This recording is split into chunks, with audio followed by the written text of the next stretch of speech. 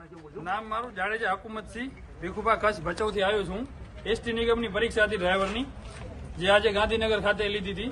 તેમાં અમારા જનરલ વાળાને આજે કોઈ ચલણની જાહેરાત કરી નથી. જનરલ વાળાને બાકાત કર્યા છે, કેમ કે અમારું કોલ લેટર નીકળ્યા પછી 2 દિવસ પછી એમને બારે કર્યું હતું કે આ તમે 250 રૂપિયા ભરો અને પોસ્ટ ઓફિસ સિવાય પૈસા લેવામાં આવતા નથી. ઓનલાઈન કોઈ ભરવાની સ્કીમ નથી. અને પાછા 27 તારીખે એમ પોસ્ટ ઓફિસમાં ગયા હતા તો પણ ના પડી હતી કે તમારું ચલણ લેવામાં આવશે નહીં. 2 દિવસની રજા હતી એ માટે. અને અત્યારે ઓનલાઈનની કોઈ એમાં સિસ્ટમ નથી, અમે ભરી શકીને. અમને એક સેન્ટરમાંથી આ 40-50 વિદ્યાર્થી બારે ઉભા છે, તો બીજા સેન્ટરમાંથી કેટલા હશે આટલા? એ પ્રમાણે અમારી કોઈ પરીક્ષા અંદર લેવામાં આવી નથી. જેને અમને ફોર્મ ભરી ત્યારે કોઈ એવી માહિતી અમને આપી નથી. 59 રૂપિયા ભર્યા હતા ઓનલાઈન. 59 રૂપિયા અમારું ચલણ ભરાઈ ગયું હતું. આ પાછળથી આવું લઈ આવ્યા છે કે 250 રૂપિયા ભરો અને અંદર પરીક્ષામાં બેસો. કોલ લેટર નીકળ્યા પછીની ફી ભરવાની છે 250 રૂપિયા. કોલ લેટર નીકળી ગયા પછી અમને એવું કીધું છે, એટલે મેસેજ આવ્યો છે પણ કોઈનામાં પડ્યો નથી. ભાઈ પડ્યો છે? કોઈનામાં પર્સનલ મેસેજ નથી પડ્યો ભાઈ. 250 રૂપિયા ભરવાના કીધા છે મને. કોલ લેટર નીકળ્યા પછી આ પહેલી ભરતી એવી છે સર, કોલ લેટર નીકળ્યા પછી ફી ભરવી પડે છે અમારે. આજ સુધીની કોઈ બી ભરતીમાં એવું બન્યું જ નથી કે જે કોલ લેટર નીકળ્યા પછી ફી ભરવી પડે ચલણ કોઈ બી. આજે અમારા પરીક્ષાના પેપર બી આવી ગયા છે, અમારો સીટ નંબર બી ત્યાં અંદર લખેલો છે.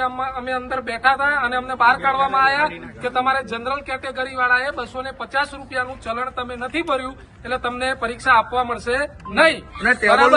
આવી અમને કોઈ ટેક્સ મેસેજ દ્વારા કે કોઈ જાહેરાત દ્વારા અમને જાણ બી કરવામાં આવી નથી કે તમારે 250 રૂપિયાનું ચલણ ભરવાનું છે.